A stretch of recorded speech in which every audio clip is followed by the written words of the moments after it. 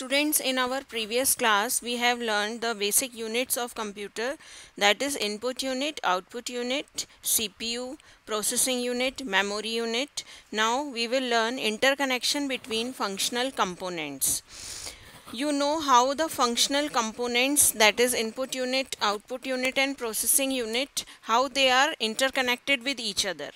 The interconnection between the functional components of computer can be done in many ways. In microcomputers, we generally see a common bus architecture. Common bus architecture means बस से हम confuse ना हो कि बस कोई नया concept है. Bus is just simply a wire.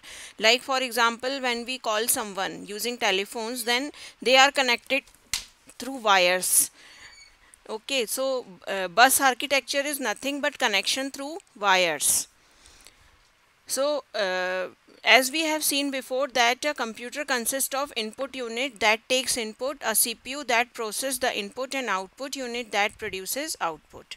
All these devices communicate with each other through a common bus, means they are connected with the wires. A bus is a transmission path through which the data is transferred or transmitted, over which data or information in the form of electric signals is passed from one component to another in a computer. The bus can be of three types: address bus, data bus and control bus.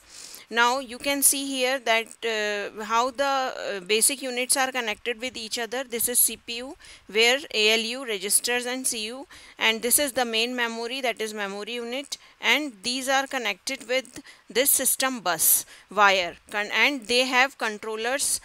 And now what they are controllers, like they are connected to input devices and output devices. You know, input devices are keyboard, mouse, so and output devices are monitor or any printer. So if any device is attached with the computer, so it needs a device driver. So this controller works, controller does the work of device drivers, means whatever we want to connect with the computer, like if any printer is attached to it or any mobile is attached to it, it will search for the device driver. So controller works as a device driver because computer first understand the type of device it is connected to. So this is called controller. So these input and output devices, when recognized by computer, the controller helps them to recognize. That is, controllers are the basic device drivers which should be installed in the computer before these devices are connected. Suppose any printer is there, then to connect the printer we have to install device driver of that printer. So this is called common bus architecture. Address bus carries the address location of the data and instruction, means buses are of three types. Address bus means जो address location का particular location का address लेके जाता है of a data or instruction. The data bus carries the data from one component to another, and the control bus carries the control signals. Now control unit, what control unit do? Controls the transmission of data. As shown in the figure, the system bus is the common communication path that carries signals to from CPU, main memory and input-output devices. The input-output devices communicate with the system bus through the controller circuit.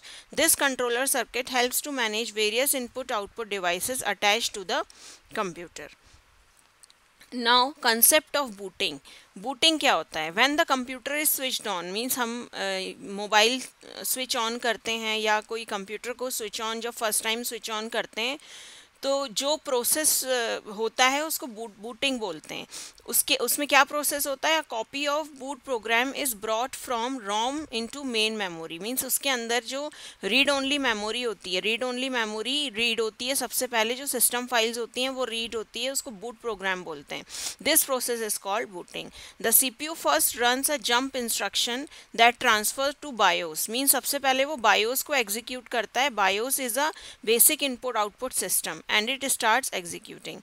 The BIOS conducts a series of self-diagnostic tests called POST, power on self test. Means BIOS conducts a series of self-diagnostic test. मतलब एक test perform होता है जिसको post बोलते हैं. Power on self test means whether your operating system is working properly or not, all the system files are loaded properly or not. This is called power on self test. These tests include memory test, configuring and starting video circuitry, configuring the system's hardware, and checking other devices that help to function the computer properly.